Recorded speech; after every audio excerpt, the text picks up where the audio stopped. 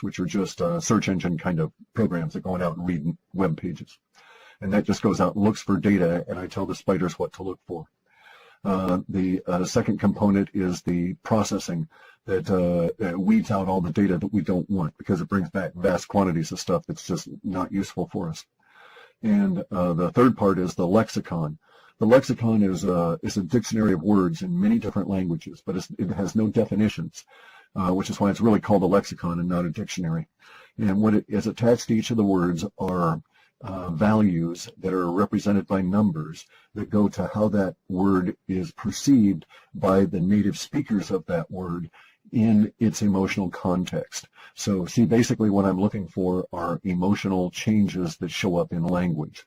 And it was always my understanding that I worked from since 1993 that these emotional changes were as a result of our psychic or intuition leaking out.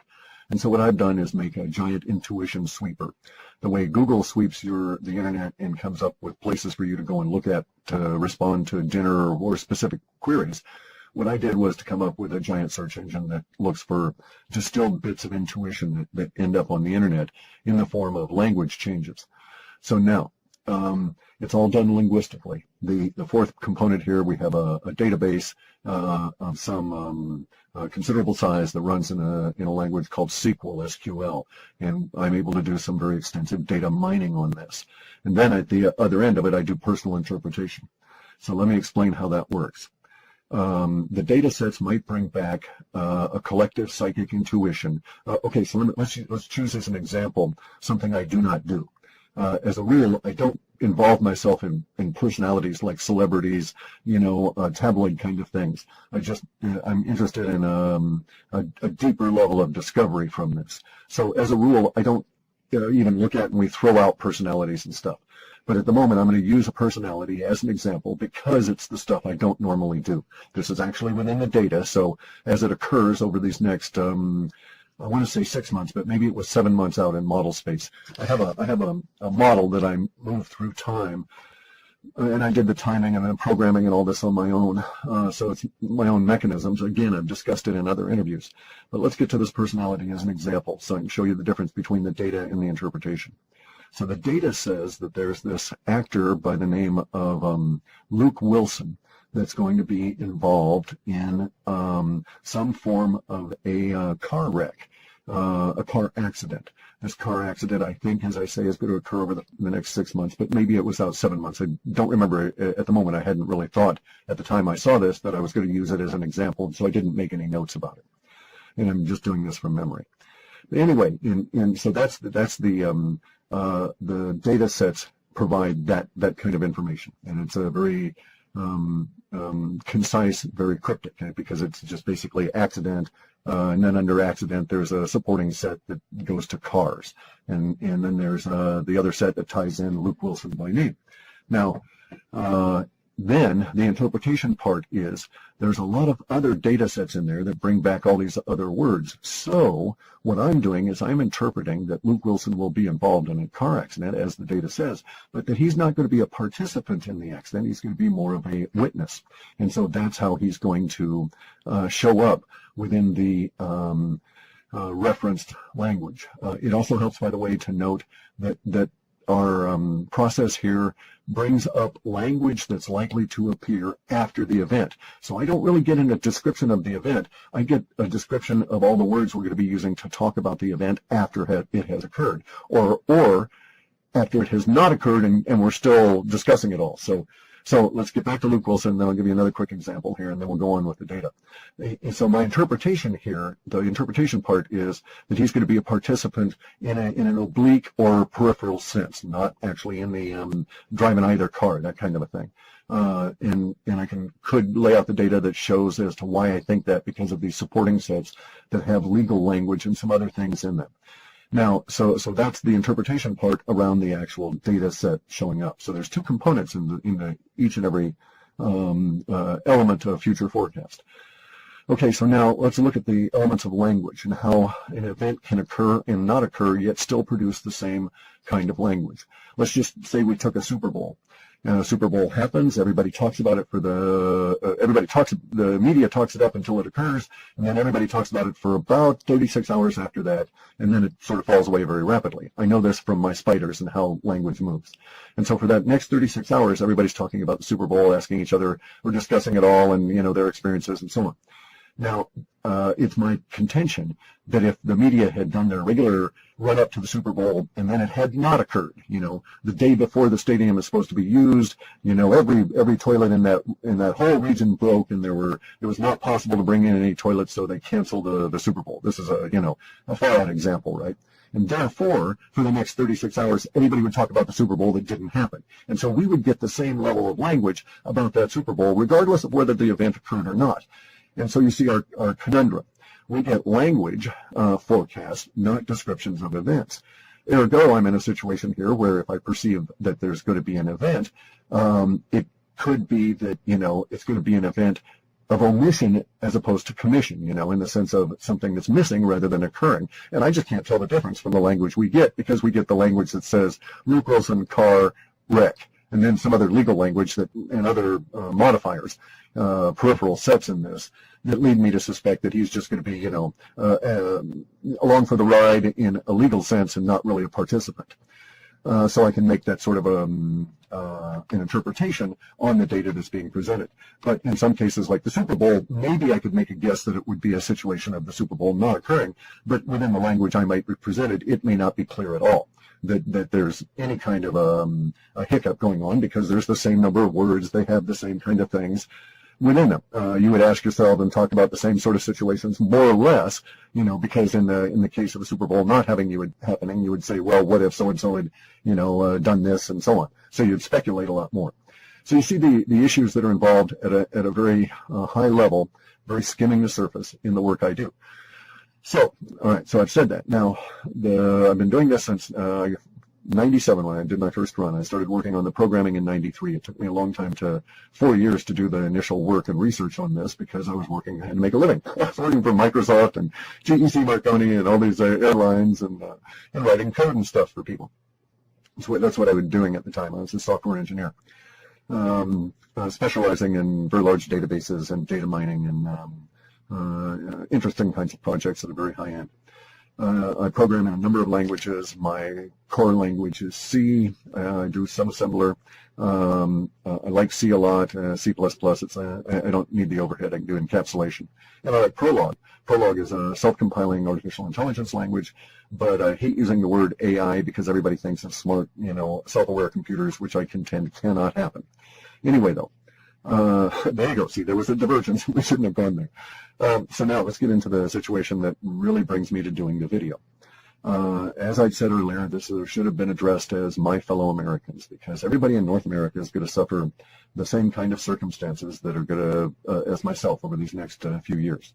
Our data sets suggest that these circumstances are not going to be good in one way. I mean, they're going to be a challenge, a struggle. Now, I happen to have a philosophical approach that challenge and struggle is good. That's why we're here on Earth, to learn.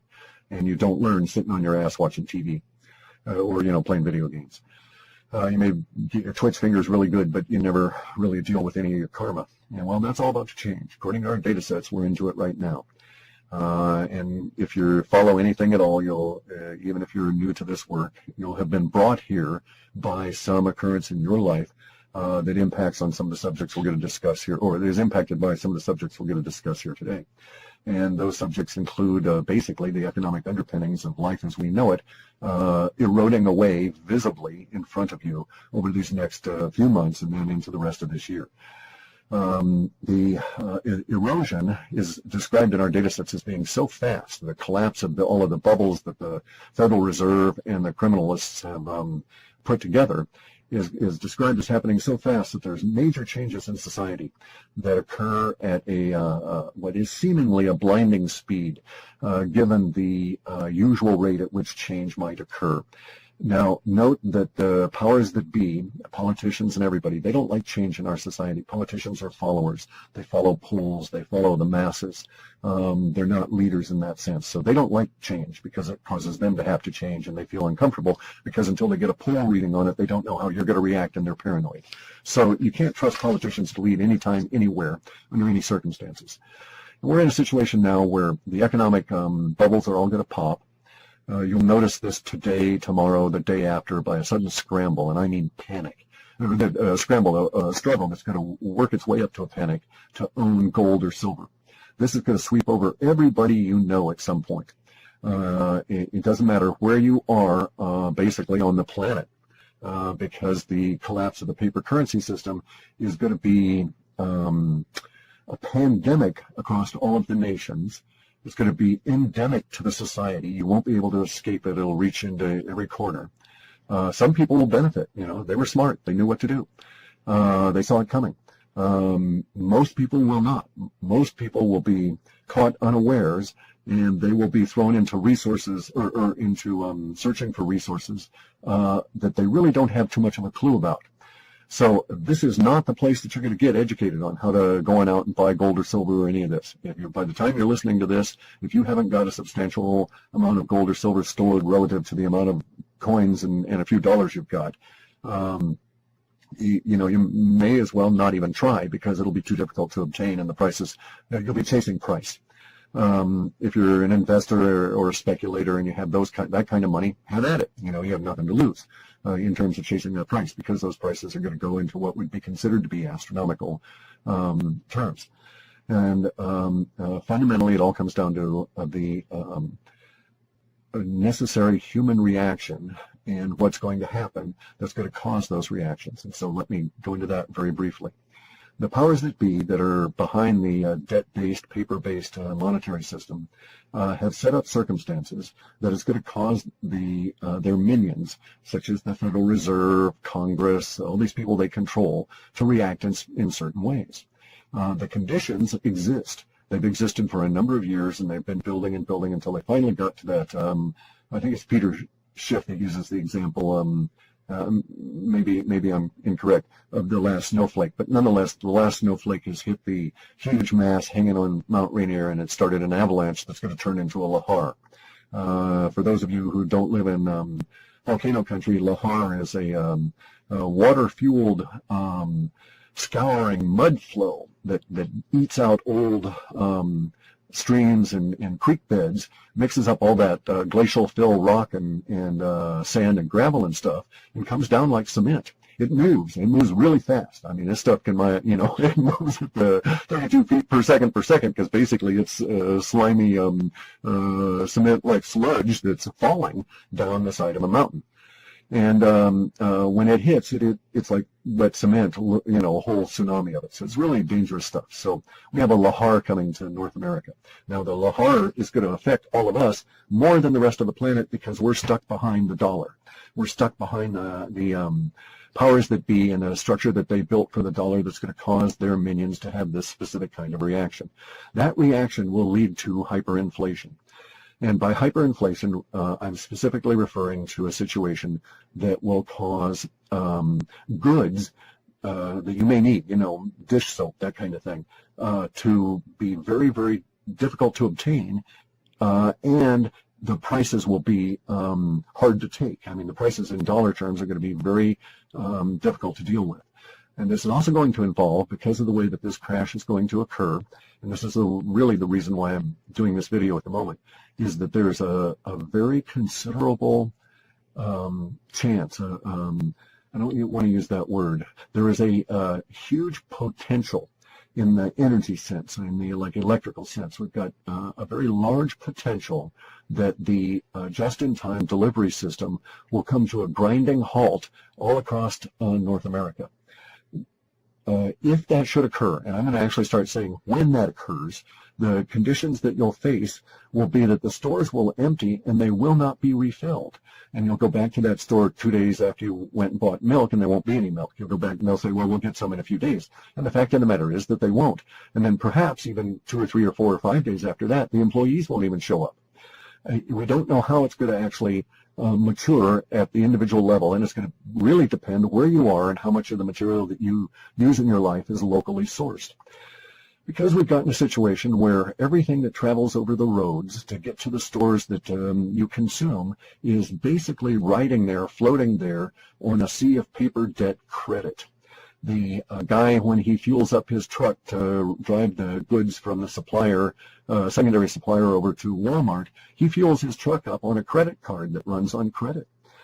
He doesn't actually carry cash to make the purchases that get him from one part of the country to the other with that load of goods to go into the Walmart. He personally uses credit card more often than not, purchases everything that way, and he's with the vast majority of people in the country. And it's not necessarily, there are going to be instances when these cards, the plastic, will not work. But that's not necessarily what we're talking about now in terms of the dysfunction that's going to occur. Because the dysfunction that's going to occur is the lack of credit that allows people to purchase things ahead of time and bank on being able to pay that creditor when the goods have sold. So that whole credit system is going to break down, and then there's the issues of the huge amount of capacity to move goods, but no demand. So it's got us into a situation where even the basics will now be threatened, and that's something that we all need to be aware of. I'm not saying that you should panic. I'm not saying to run on out and try and stock up on canned goods. I don't know that that's the solution. It's going to depend on where you're at as to how bad it might get for you at an individual level. You're going to have to analyze your individual circumstances for your financial capability to deal with sudden rising prices and unavailability of items, and then make some adjustments in terms of where you think you'll be 6 months out and a year out. And you'll know I'm correct if you're looking at this either ahead of time or later on, because you'll see that we're going to run into a situation of panic to purchase gold and silver and ultimately Bitcoin. Gold and silver is going to produce, that panic will be visible. You'll be able to see videos, and it'll even hit mainstream media, of people queuing up all around the planet to purchase gold and silver, and a lot of people behaving badly in mobs when they're not able to get some, because the store will have to ration it because they won't have anywhere near the amount that the demand is going to seek. So prices will rise. Prices will rise fast. Prices will rise continuously. Prices may jump up and down the way that prices usually do. But for the gold and silver, we're going to get into a situation that's going to be, in my lifetime, absolutely unique. And I'm an old bastard.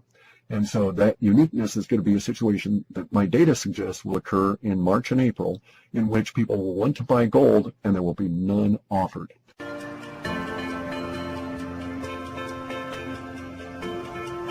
Thank you.